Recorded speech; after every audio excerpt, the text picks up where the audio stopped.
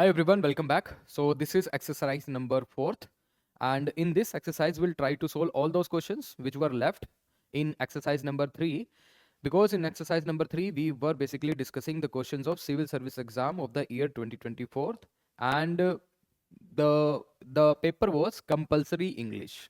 So in compulsory English, various questions generally asked by UPSC which are similar to the questions that are asked in CAPF exam, that too in grammar sections. So I would discuss today the questions in those questions where you need to rewrite the whole sentence after following a certain direction that is given to you. Like in this type of question, you need to follow that direction. So the first question is, the mangoes are too cheap to be good. Here you need to follow the indication and the direction that is remove to in the given sentence. जब भी आपको इस तरह की direction दी जाती है तो आपको वही फॉलो करनी होती है, otherwise you will not get the marks. One more thing is, ये बहुत इंपॉर्टेंट चीज है जो आपने लिखा है. Rewrite the following sentences without changing the meaning. यहाँ पे कीवर्ड है मीनिंग. लास्ट जो क्वेश्चन हम कर रहे थे वहां पे कीवर्ड था आपके पास do the only necessary changes and avoid unnecessary changes. लेकिन हेयर आप यहां पे चेंज नहीं करोगे मीनिंग, बस आप क्या चेंज करोगे, certain aspect in the given sentence जो कि आपसे पूछा है, जो चेंज करने के लिए आपको बोला है. पहले क्वेश्चन में आपसे बोला है कि आपको ये जो टू एडवर्ब है ये यहां से क्या करनी है, रिमूव करनी है, राइट? तो आप यहां पे जब टू रिमूव करोगे ये एडवर्ब, क्योंकि ये टू और ये वाला टू पेयर में आता है, तो जाहिर सी बात है ये भी ड्रॉप होगा. जब ये ड्रॉप होगा तो इसका अल्टरनेटिव जनरली हम ग्रामर में क्या यूज करते हैं, हम सो और दैट कंजंक्शन को लेके आते हैं. तो हम जनरली क्या करते हैं, सो और दैट कंजंक्शन को यूज करते हैं, राइट? ये कोरिलेटिव कंजंक्शंस होते हैं जो कि जनरली हमेशा पेयर्स में यूज होते हैं, so and that and too, ये कोरिलेटिव्स होते हैं. तो जैसे ही मैंने टू एडवर्ब को ड्रॉप किया, यहां से मुझे ये इन्फिनिटी भी ड्रॉप करना पड़ेगा. अब एक चीज आपको इसमें जरूर ये समझनी है कि ये जो रिलेशंस होते हैं इनके बीच में too and so and that, इसमें कोज और इफेक्ट का रिलेशंस होता है. कोज और इफेक्ट बहुत इंपॉर्टेंट बात है, समझ लो. कोज और इफेक्ट का रिलेशंस इसमें होता है.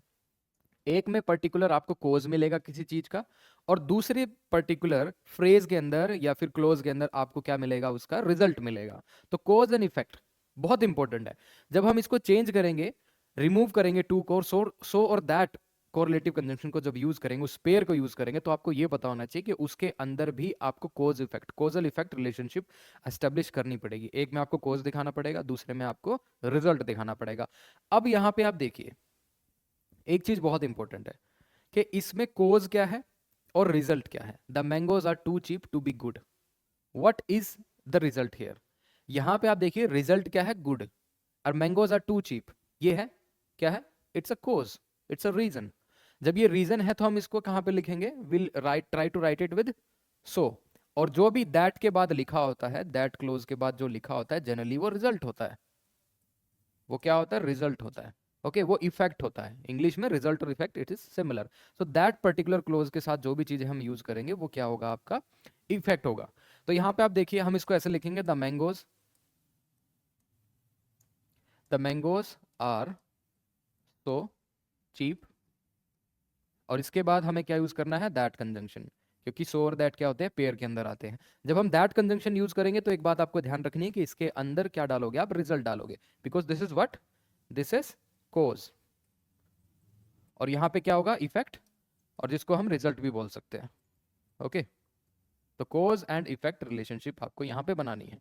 तो यहां तक आपको समझ में आ गया. तो दैट के बाद जो दूसरा आइडिया है, टू बी गुड, तो यहां पे आप क्या लिखोगे, the mangoes are so cheap that, उसके बाद cheap that they can not be good, right?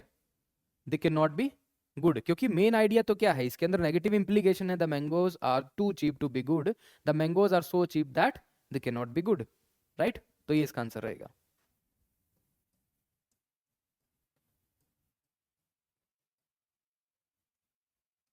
Okay तो नेक्स्ट देखते हैं.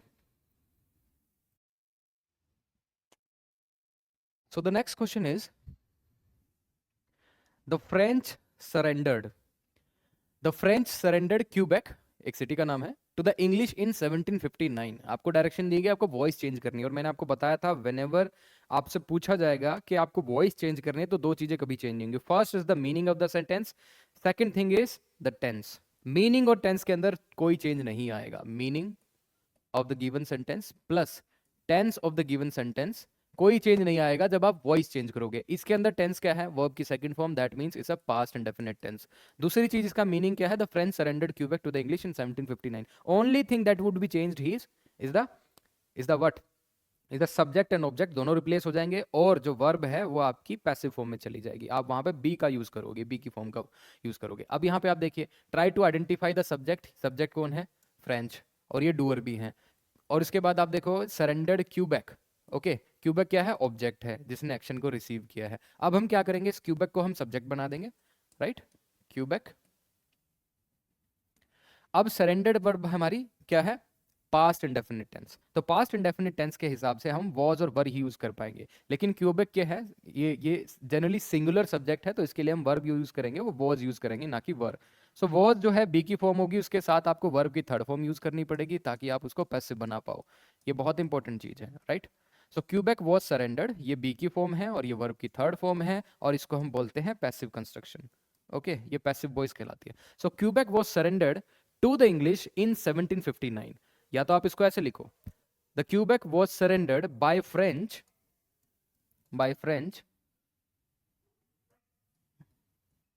The Quebec was surrendered by French to the English in 1759। Okay, to the English in 1759। बहुत आसान है, इससे ज्यादा मुझे नहीं लगता कोई आसान क्वेश्चंस आते होंगे, और लगभग यही क्वेश्चन आ रहे हैं आपके एग्जाम के अंदर, ठीक है। तो नेक्स्ट देखते हैं, Mumbai is richer than most other cities in India. Here you need to do what? You need to use superlative degree. Superlative degree क्या होती है, डिग्रीज मैंने आपको बताई थी। डिग्री क्या करती है, हम उसमें पर्टिकुलर एक, we generally try to find out कि उसके अंदर कितना अमाउंट है उस चीज का, उस डिग्री का। अगर कोई बुरा है तो कितना बुरा है, राइट, अगर कोई अच्छा ही है तो वो कितना अच्छा है। तो whenever we try to describe कि उसके अंदर वो कितनी डिग्री है, कितने अमाउंट में है, तब हम इन डिग्रीज का यूज करते हैं। और डिग्रीज एडवर्ब और एडजेक्टिव दोनों में होते हैं, ये बात ध्यान रखना। और डिग्रीज तीन टाइप की होती है, एक होती है पॉजिटिव डिग्री, एक होती है आपकी कंपैरेटिव, और एक होती है आपकी सुपरलेटिव डिग्री। पॉजिटिव डिग्री जो है कंपेयर करने के लिए नहीं होती, वो सिर्फ डिस्क्राइब करती है। कंपैरेटिव डिग्री कंपेयर करती है एक को या तो दूसरे के साथ या फिर ज्यादा number of people, more than two, okay, तब हम कंपैरेटिव यूज करते हैं। जब हम सुपरलेटिव डिग्री यूज करते हैं तो वन वर्सेस ऑल का कंपैरिजन होता है इसके अंदर, जितने भी हैं सब के साथ, वन वर्सेस ऑल। यहाँ पे आपसे पूछा है कि सुपरलेटिव डिग्री के अंदर आपको चेंज करना है। गिवन सेंटेंस किसके अंदर है, कंपैरेटिव, क्योंकि यहाँ पे देखोगे कंपैरेटिव डिग्री यूज हुई है और उसके साथ देन कंजंक्शन यूज किया गया है, जो कि कंजंक्शन ऑफ अ कंपैरिजन है।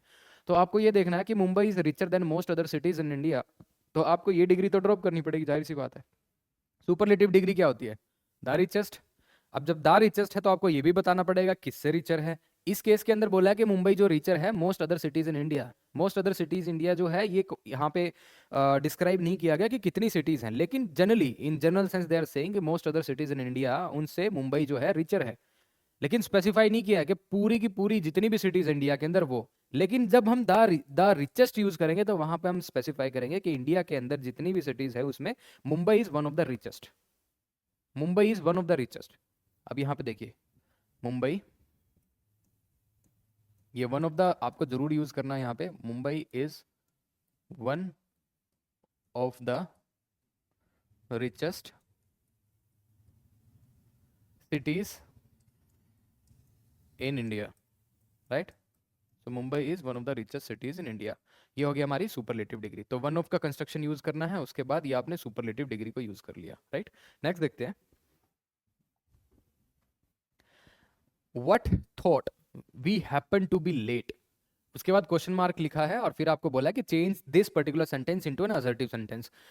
ध्यान से देखो, असर्टिव सेंटेंस का मतलब क्या होता है, असर्टिव सेंटेंस का मतलब होता है कोई स्टेटमेंट, ओके, कोई general statement. It doesn't matter वो असर्टिव स्टेटमेंट जो है वो पॉजिटिव भी हो सकती है और वो नेगेटिव भी हो सकती है। अगर आप उसमें नोट का यूज करोगे तो नेगेटिव होगी, अगर आप उसमें कोई ऐसी चीज यूज करोगे जो कि पॉजिटिव, वो पॉजिटिव स्टेटमेंट होगी, जिसको हम अफर्मेटिव भी बोलते हैं।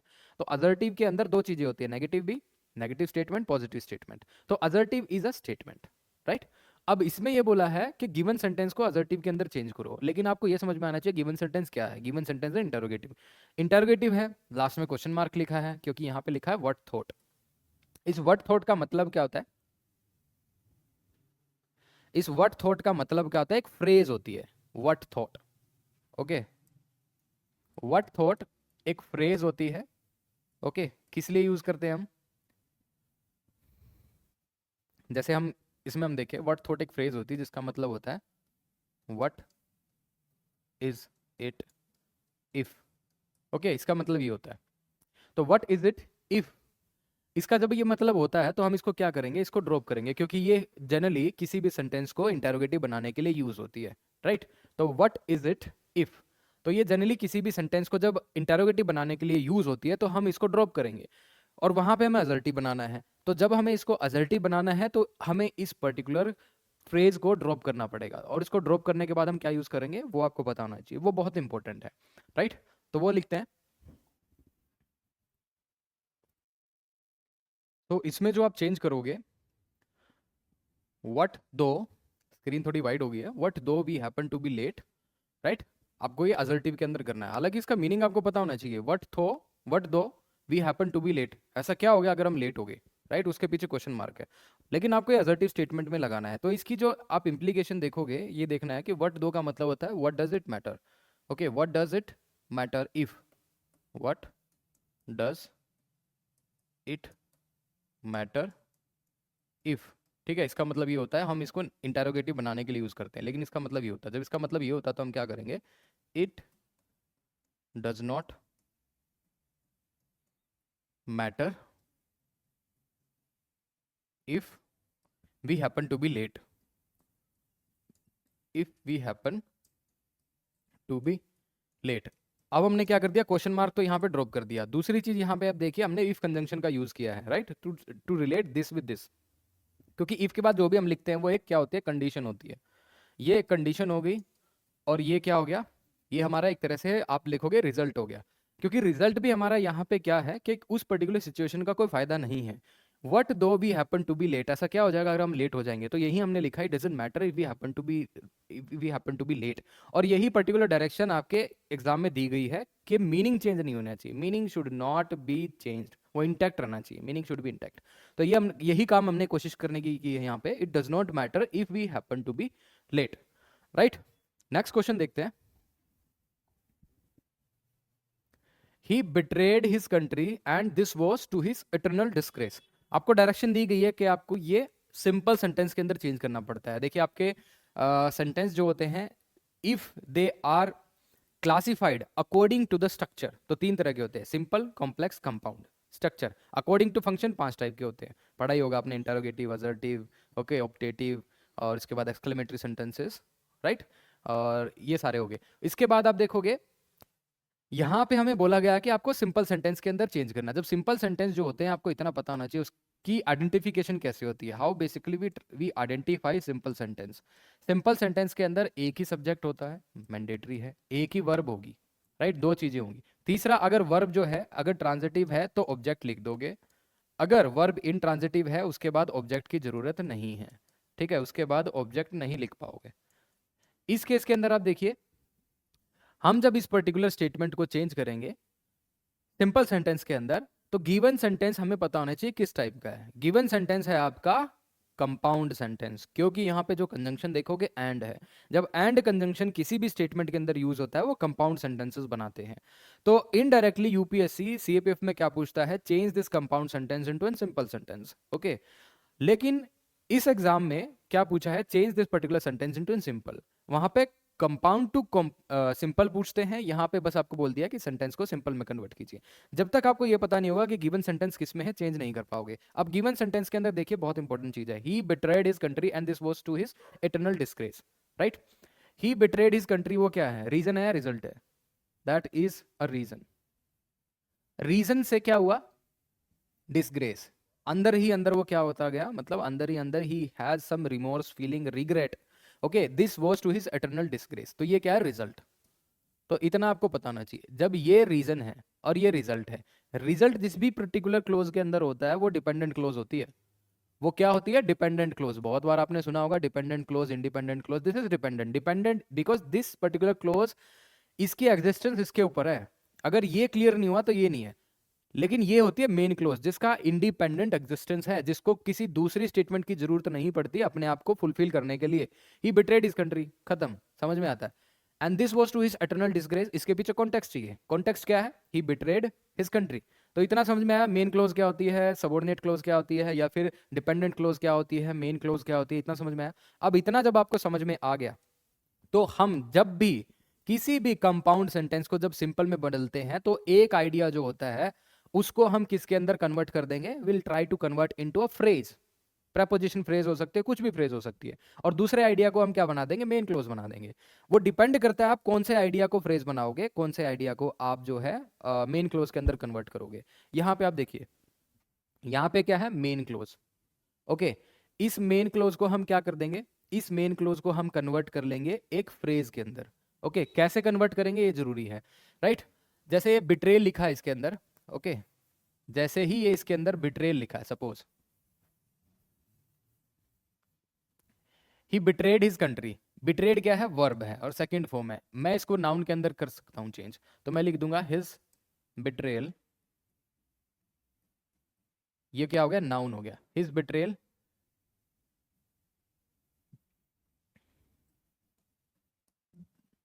Of his country, his betrayal of his country